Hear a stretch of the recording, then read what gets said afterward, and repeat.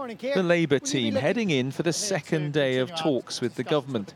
We have been discussing Labour's alternative plan and issues such as confirmatory votes. We had discussions yesterday, we're going to continue them today.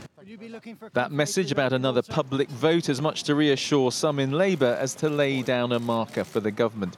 A government whose room for manoeuvre, by the way, just got even narrower. The ayes to the right, 313. The noes to the left, 312. By one vote last night, MPs said it would be illegal for the government to leave the EU without asking for an extension. So is no deal now off the table?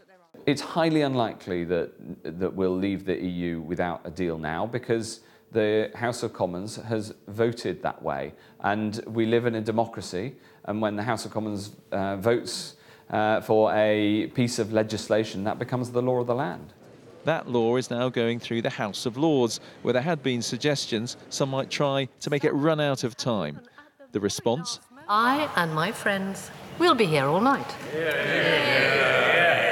I have discovered that breakfast starts at 7:30 in the morning. So I'm taking orders now and it'll be ready.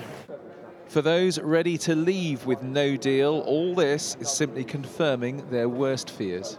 I was pro-EU until the Lisbon Treaty came along and we didn't get a referendum.